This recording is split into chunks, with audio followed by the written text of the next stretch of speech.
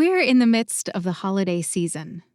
Perhaps you have snow on the ground where you live, or maybe it's the middle of summer for you. My family in Chile are enjoying beautiful summer weather right now. But regardless of where you are or what the weather is outside, and regardless of which holidays you and your family celebrate together, I hope you're enjoying a wonderful and blessed holiday season. I savored a beautiful Christmas with my family this past weekend, and we're getting ready for our annual New Year's Eve movie marathon this coming Saturday. For today's In the Middle of the Holidays podcast episode, and in the spirit of holiday giving, I have a Christmas story I want to share with you. The Gift of the Magi by O. Henry. Welcome to the Starving Artist No More podcast, with me, your host, Jennifer Jill Araya. Starving Artist No More is a business coaching community dedicated to helping creative entrepreneurs cast off the starving artist and find thriving fulfillment from their businesses. If you are a creative entrepreneur who wants more from your creative business, if you want to build a thriving business that truly meets your needs and fulfills you holistically, personally, creatively, and financially, if you want to move beyond the harmful starving artist stereotype into a place of abundance, joy, and fulfillment in your creative artistic work, then you're in the right place. I'm so glad you're here.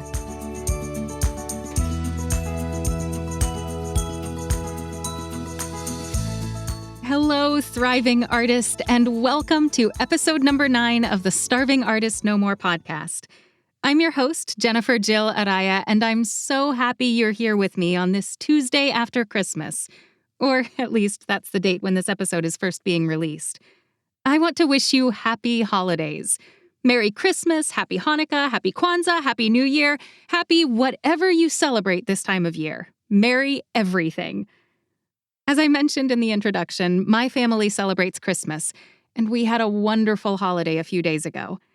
I hope you too are enjoying a lovely holiday season with those you love. I first read The Gift of the Magi by O. Henry years and years ago, long enough ago that I don't actually remember when it was. It feels as if I've always known and loved this story. For other people, Charles Dickens' The Christmas Carol might epitomize the Christmas season. For me, it's always been The Gift of the Magi. Every time I have ever read it, the depth of the young couple's love for each other has touched me deeply, and the level of their sacrifice has both moved me and made me profoundly sad. I think this story has a lot to teach us, especially for us creative entrepreneurs. If you've never read O. Henry's short story for yourself, let me give you a 4-sentence synopsis. I'm going to read the full short story for you in a minute, but this little summary will help you understand why I want to share this story with you as part of my podcast. The Gift of the Magi tells the tale of a young couple, Jim and Della, who love each other dearly and who long to buy the perfect Christmas gift for each other. Unfortunately, they lack the financial resources to buy those perfect gifts.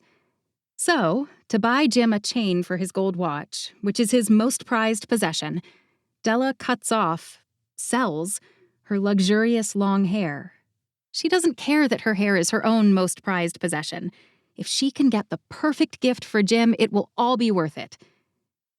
Except Jim likewise sells his most prized possession, his gold watch, so that he can buy beautiful combs that Della has looked at longingly in the shop window, combs that she could wear in her beautiful long hair, that she cut off to buy Jim's watch chain for the watch that he sold to buy her combs.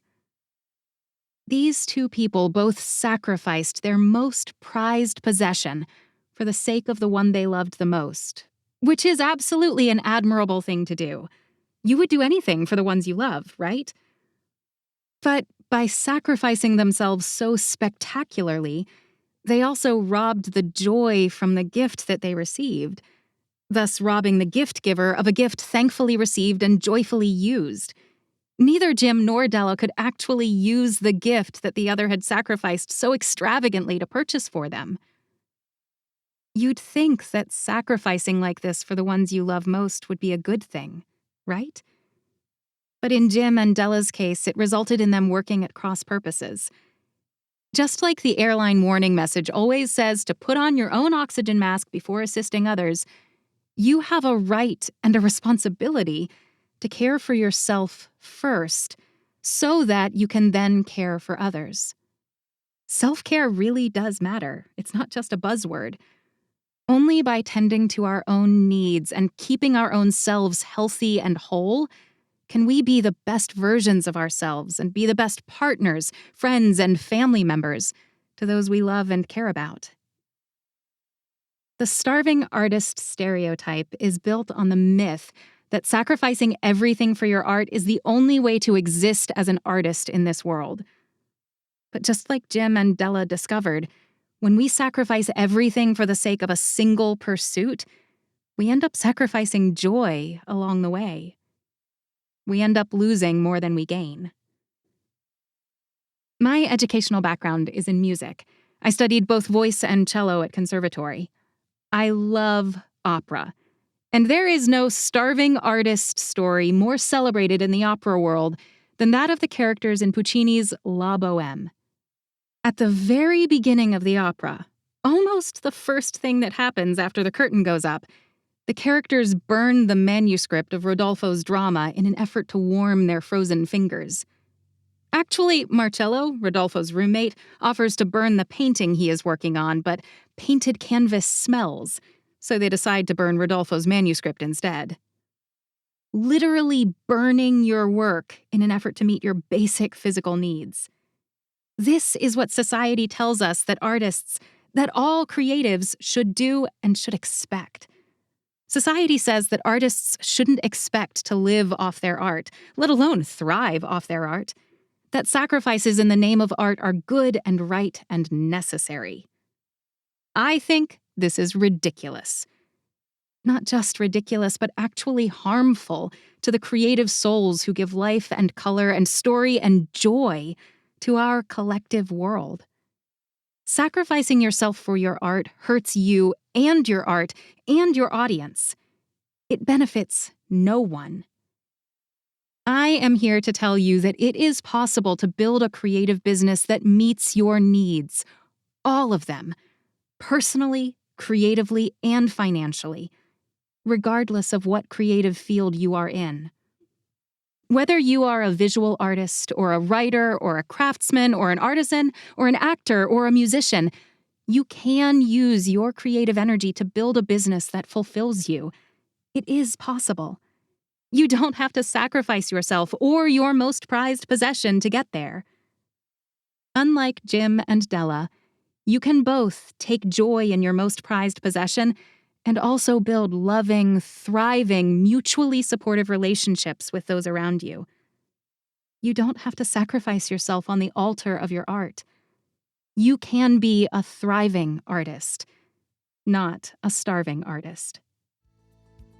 And so, with those opening thoughts and that explanation of why I wanted to share this particular story with you on my podcast this Tuesday between Christmas and New Year's, without further ado, I present to you The Gift of the Magi by O. Henry, narrated by Jennifer Jill Araya.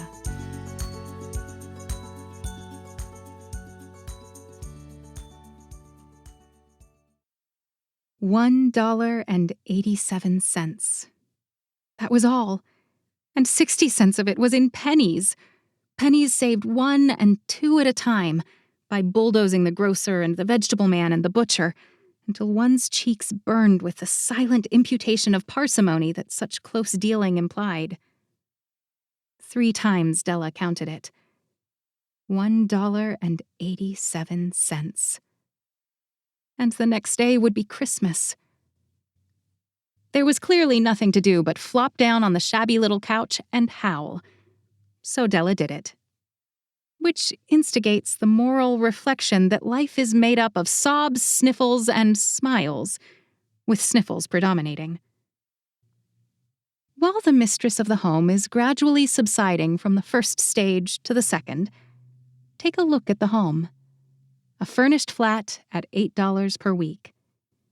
It did not exactly beggar description, but it certainly had that word on the lookout for the mendicancy squad. In the vestibule below was a letterbox into which no letter would go, and an electric button from which no mortal finger could coax a ring. Also appertaining thereunto was a card bearing the name Mr. James Dillingham Young. The Dillingham had been flung to the breeze during a former period of prosperity when its possessor was being paid $30 per week. Now, when the income was shrunk to $20, though, they were thinking seriously of contracting to a modest and unassuming D. But whenever Mr. James Dillingham Young came home and reached his flat above, he was called Jim, and greatly hugged by Mrs. James Dillingham Young, already introduced to you as Della. Which is all very good. Della finished her cry and attended to her cheeks with the powder rag. She stood by the window and looked out dully at a gray cat walking a gray fence in a gray backyard.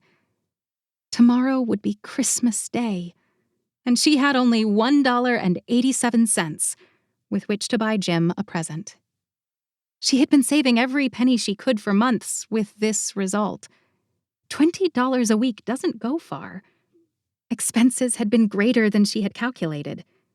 They always are. Only $1.87 to buy a present for Jim. Her Jim. Many a happy hour she had spent planning for something nice for him, something fine and rare and sterling, something just a little bit near to being worthy of the honor of being owned by Jim. There was a pier glass between the windows of the room. Perhaps you have seen a pier glass in an $8 flat. A very thin and very agile person may, by observing his reflection in a rapid sequence of longitudinal strips, obtain a fairly accurate conception of his looks. Della, being slender, had mastered the art. Suddenly she whirled from the window and stood before the glass. Her eyes were shining brilliantly. But her face had lost its color within 20 seconds. Rapidly, she pulled down her hair and let it fall to its full length. Now, there were two possessions of the James Dillingham Youngs in which they both took a mighty pride. One was Jim's gold watch that had been his father's and his grandfather's. The other was Della's hair.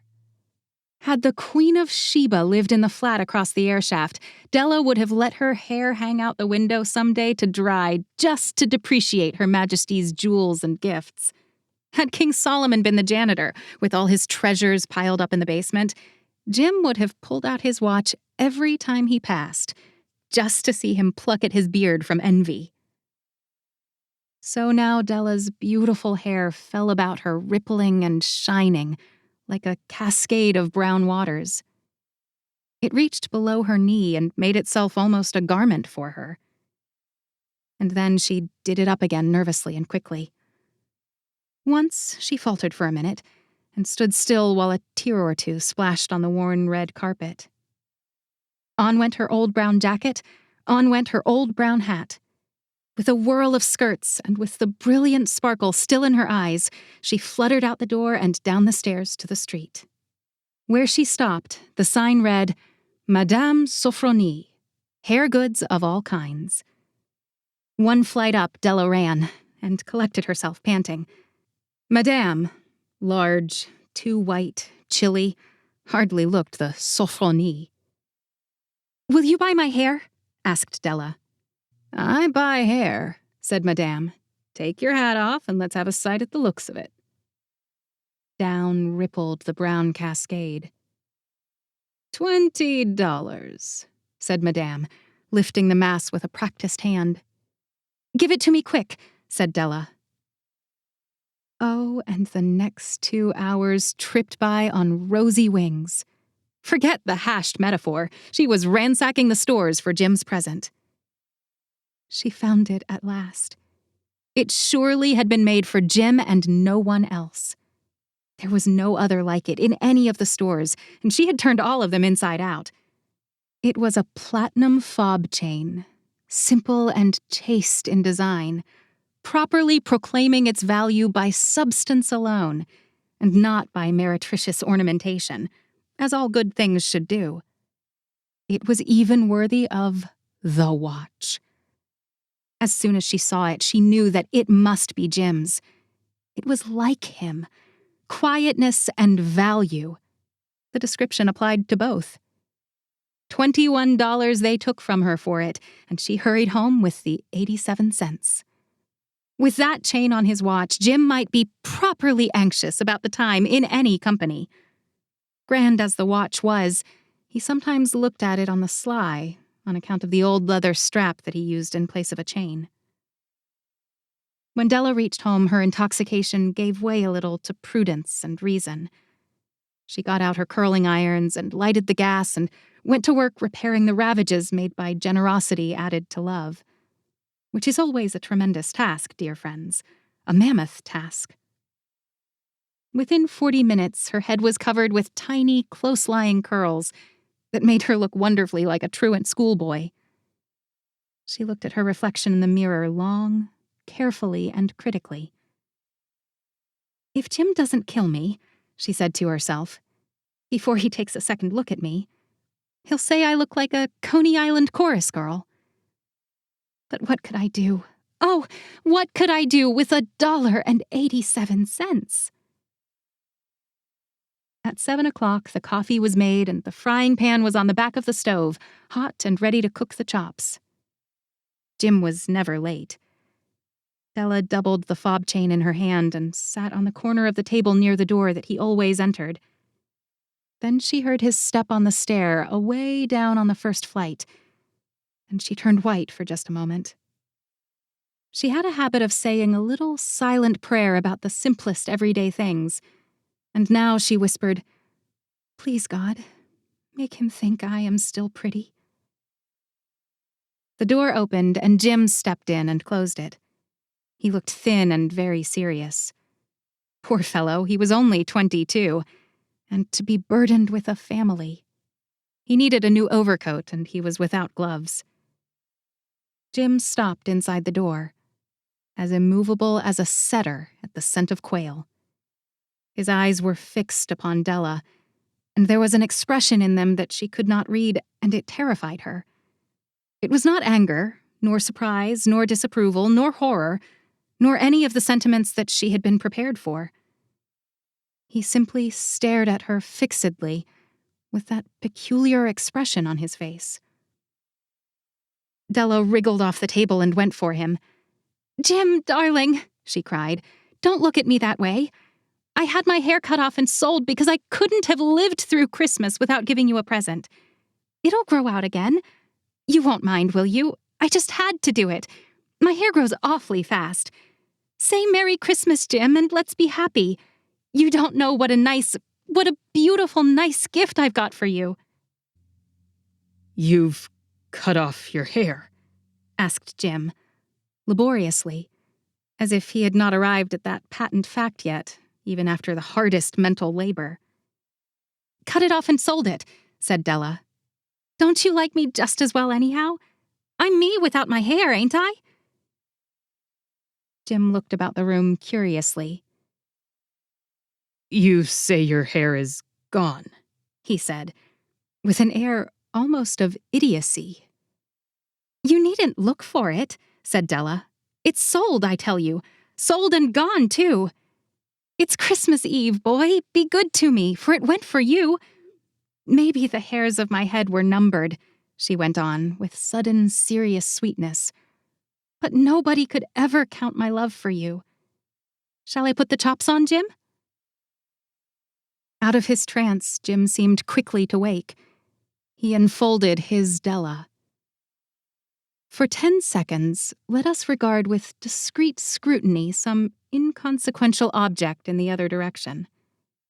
$8 a week or $1 million a year. What is the difference? A mathematician or a wit would give you the wrong answer. The Magi brought valuable gifts, but that was not among them. This dark assertion will be illuminated later on. Jim drew a package from his overcoat pocket and threw it upon the table. "Don't make any mistake, Dell," he said, "about me. I don't think there's anything in the way of a haircut or a shave or a shampoo that could make me like my girl any less. But if you'll unwrap that package, you may see why you had me going a while at first. White fingers and nimble tore at the string and paper, and then an ecstatic scream of joy, and then, alas, a quick feminine change to hysterical tears and wails, necessitating the immediate employment of all the comforting powers of the lord of the flat. For there lay the combs. The set of combs, side and back, that Della had worshipped long in a Broadway window. Beautiful combs, pure tortoiseshell with jeweled rims.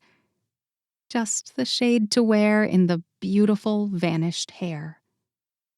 They were expensive combs, she knew, and her heart had simply craved and yearned over them without the least hope of possession. And now they were hers. But the tresses that should have adorned the coveted adornments were gone.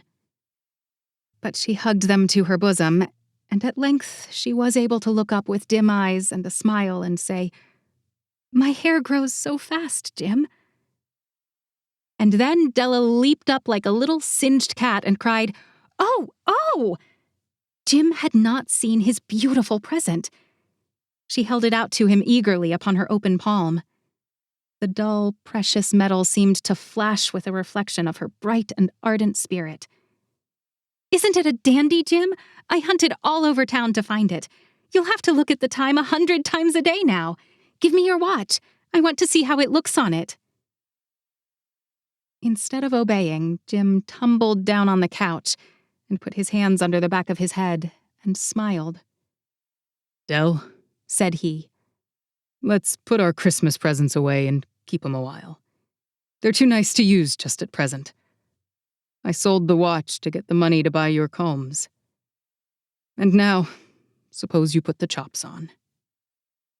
The Magi, as you know, were wise men, wonderfully wise men, who brought gifts to the babe in the manger. They invented the art of giving Christmas presents. Being wise, their gifts were no doubt wise ones, possibly bearing the privilege of exchange in case of duplication. And here I have lamely related to you the uneventful chronicle of two foolish children in a flat who most unwisely sacrificed for each other the greatest treasures of their house. But in a last word to the wise of these days, let it be said that of all who give gifts, these two were the wisest. Of all who give and receive gifts, such as they are the wisest. Everywhere, they are wisest. They are the Magi.